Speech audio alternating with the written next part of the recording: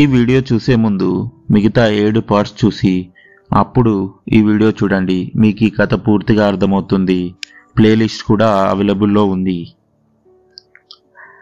ఇవి గాక ఇంకా ఏమి అవసరం ఉండవని ఆలోచించగా మామూలుగా పగలు కూర్చోవడానికి తుంగచాప తీసుకువెళితే బాగుంటుందని తోచింది.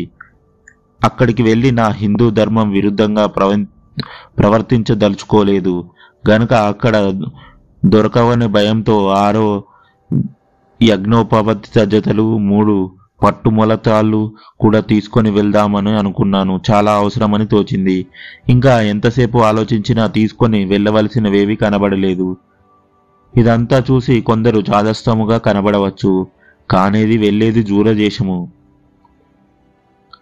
ఏ చిన్న వస్తువు మర్చిపోయినా అక్కడ ఇబ్బంది పడవలసి వస్తుంది. మొట్టమొదటి నుంచి ఎక్కువగా జాగ్రత్త కలవాడిని గనుక చాలా దురాలోచన చేసి ఇవన్నీ తీసుకొని వెళ్తాను. ఇక్కడ ఈ వస్తువులన్నీ పెట్టుకోవడానికి ఎక్కడైనా కూలి వాడు దొరికినా దొరకకపోయినా నేను తీసుకువెళ్ళగలిగేలా తేలికగా ఉంటుందని చిన్న సీసారేకు పెట్టే చేయించి బంతిపువ్వు రంగు వేయించాను. ఈ సామాగ్రి అంతా జాగ్రత్త పెట్టెలో సవరించుకొని శుభదినము నిశ్చయించుకొని వర్జము లేకుండా కూడా చూచుకొని శుకనము మంచిదని అయ్యే వరకు వాకిట్లో కూర్చొని బండి ఎక్కి పడవల రేవుకు వెళ్ళాను. మొగల్తూరు, నరసాపురము ఇక్కడ చుట్టుపక్కల గ్రామములు 2-3 తప్ప ఎప్పుడు ఎక్కడికి వెళ్ళిన వాడిని కాను. ఇంతకాలము నరసాపురంలో ఉన్న ఎప్పుడు పడవలైనా ఎక్కవలసిన అవసరము లేకపోయింది. ఇవాళ పడవలో కూర్చొని వెళుతూ ఉంటే మహా సరదాగా ఉంది. స్టీమర్ మీద వెళ్తున్నామన్న ఇంతే కదా అనుకున్నాను. రాత్రి దారిలో మినపరొట్టె, సాతాలించిన శనగలు కొనుక్కు తింటూ ఇంగ్లాండ్లో మినపరొట్టె ఉంటుందా ఉండదా అని ఆలోచిస్తూ ఇంగ్లాండ్ నుంచి తిరిగి వచ్చిన తర్వాత ఏ విధంగా దేశోపకారం చేద్దామా అనుకుంటూ నిద్రపోయాను. తెల్లవారేసరికి పడవ నిడదవోలు చేరింది.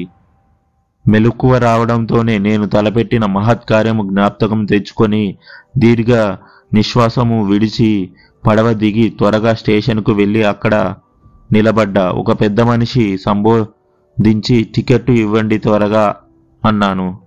ఏమిటా హడావుడి, ఎక్కడికి, ఏ రైలుకు అని ఆరంభించాడు ఆయన. నేనెక్కడికి వెళితే ఎందుకు ఆయనకు? నా వ్యవహారమంతా ఆయన తోటి చెబితే గుట్టు బయటపడుతుందని.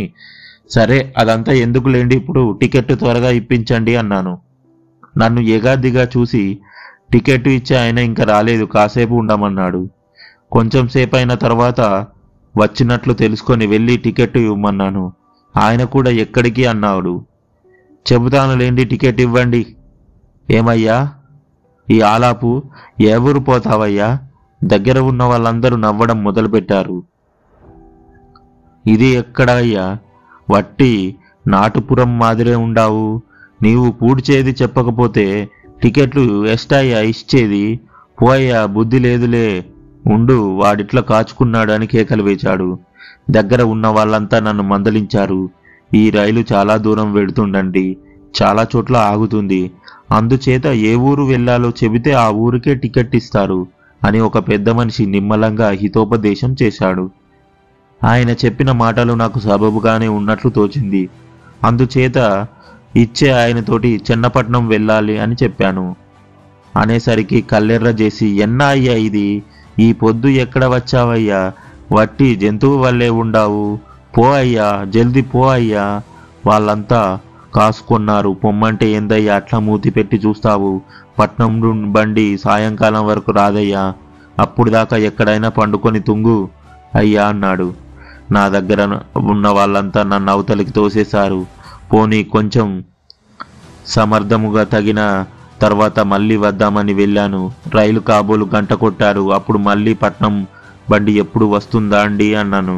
సాయంకాలం అన్నాడు ఆయన. అలాగా సాయంత్రం దాకా ఉండాలా? నాకు తొందరేం పని ఉంది?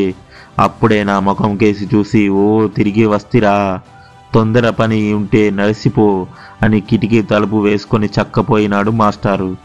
నా మీద కోపం చేత ఇలా అంటున్నాడేమో, ఈసారి నెమ్మదిగా అడిగి తెలుసుకుందామని ముందుకెళ్ళి ఎదురుగా నిలబడి మాట్లాడదామని నోరు తెరిచేసరికి ఆయన, వస్తివా?